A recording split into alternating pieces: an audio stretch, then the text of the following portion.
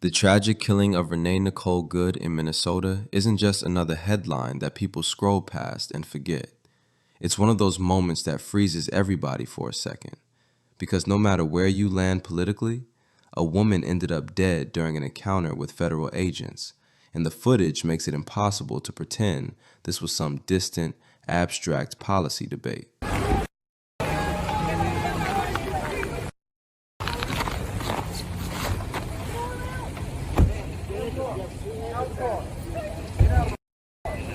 No! No! You just what you do? This wasn't a press release. This was a real person in a real car with real consequences. And once the video hit the internet, it became impossible to control the narrative the way authorities usually try to. And what's interesting isn't just the incident itself, but how different comedians and public figures reacted to it, because their responses say just as much about the country right now as the event itself. Aries Spears didn't treat this like an isolated tragedy. In his response, he framed it as proof that the country is in a darker, more aggressive place than it used to be.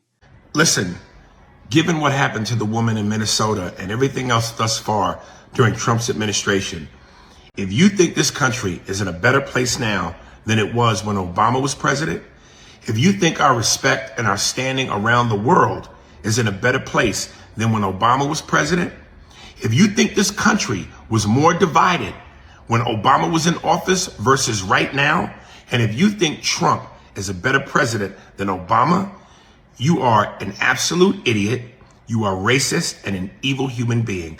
And even though I know it would go against the Constitution, I hope that Trump tries to go for a third term, because that means if he can, so can Obama. And since Trump's second presidency, we have seen the empire strikes back. But if Obama goes for a third term and wins, Return of the Jedi. Aries wasn't trying to convince people with details. He was trying to shame people into seeing this as unacceptable, full stop. D.L. Hughley took a different route. His angle wasn't just anger, it was consistency.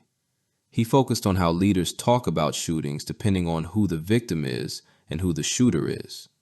In his view, the problem isn't just that violence happens, it's that the same politicians will praise law enforcement one minute and call them murderers the next, depending on whether the situation fits their narrative. So Ashley Babbitt, who was shot trying to break into the Capitol, while she was breaking the laws, breaking into the Capitol, while law officials were hunkered down. They were under assault and attack, regardless of how they're trying to recharacterize what happened now. When Ashley Babbitt was shot, Donald Trump called the police officer who shot her a murderer. Now, no one would say that because, and obviously if they thought that, he would be charged with something, but everybody knew he was in the act of protecting elected officials. He was doing his job. But he called the woman that was shot today by an ICE officer an agitator.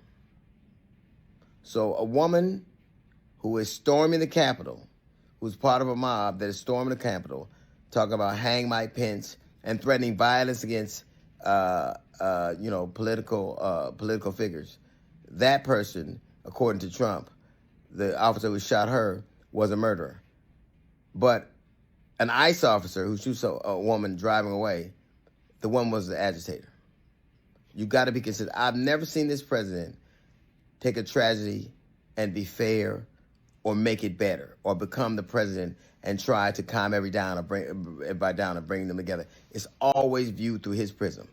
So a woman storming the Capitol in a mob full of people that are swearing to do harm to elected officials, the police officer that shoots her down is a murderer. But an ICE officer who shoots a woman driving away, the woman was an agitator.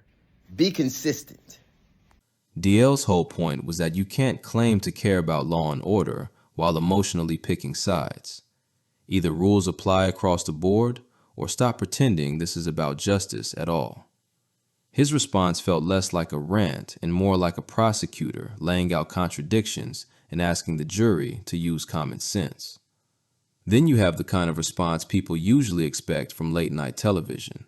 When hosts like Jimmy Kimmel cover stories like this, the tone tends to sit somewhere between outrage and disbelief, He isn't just killing people overseas. An ICE agent today shot and killed an unarmed 37-year-old woman during an ICE operation in Minneapolis. They're there under the guise of protecting us. And of course, our president weighed in with compassion. He wrote, "I've just viewed the clip of the event which took place in Minneapolis. It is a horrible thing to watch. The woman screaming was obviously a professional agitator. And the woman driving the car, this is the woman who was killed, was very disorderly, obstructing and resisting, who then violently, willfully, and viciously ran over the ICE officer who seems to have shot her in self-defense." Now, I saw this video.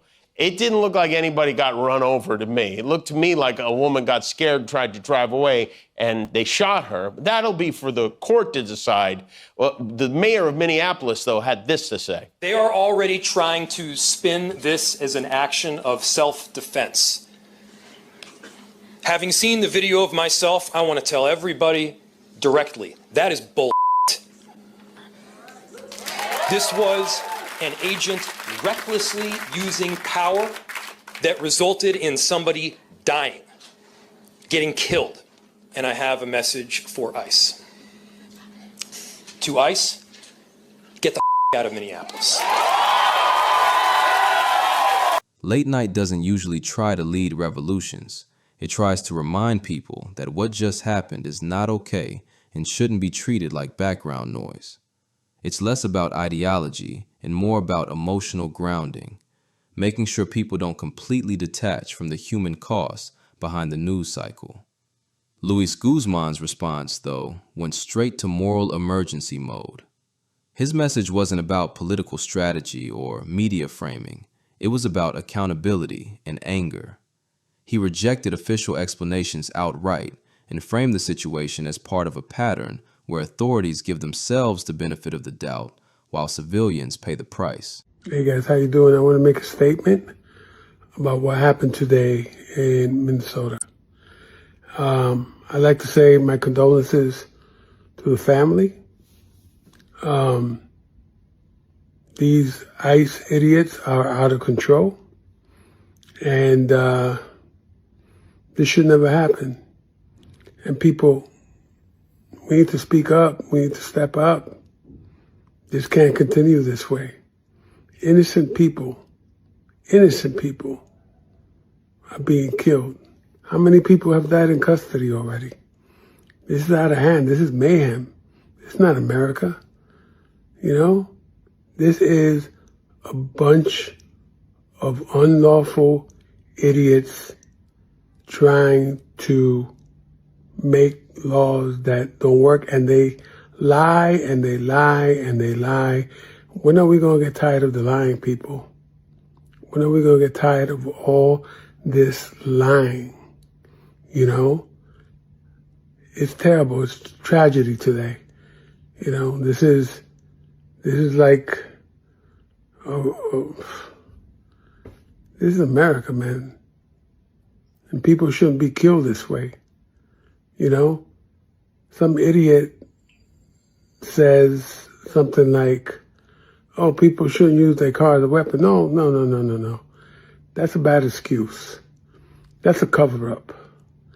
People, please, get up and stand up. This shit has to end. And it's in our hands. Let's do what we gotta do, whatever it is. It's a sad day today. In his eyes, this wasn't just policy failure. It was a human failure. And that's really the core of what makes this moment hit differently depending on who's talking about it. Aries is talking about national decay. DL is talking about political hypocrisy. Late night hosts tend to talk about moral exhaustion. Guzman is talking about systemic violence and public silence. Same incident, 4 different meanings. What gets lost sometimes is that while everyone argues about framing, a woman is gone, and no amount of political spin, defensive press conferences, or culture war yelling changes that. The debates keep going, but the outcome is already permanent for one family. And maybe that's the most uncomfortable part of all of this. We live in a time where tragedy instantly becomes content, instantly becomes a talking point, instantly becomes another episode in the endless political TV show. Some people argue about leadership, some argue about hypocrisy, some argue about law enforcement, some argue about immigration policy. But very few conversations stay focused on the basic reality that whatever system allowed this moment to happen is clearly failing someone. Because when your country reaches a point where deadly encounters with authorities are explained like customer service disputes, where official statements sound like HR emails, and where outrage depends on which team you're on, something deeper is broken than just policy.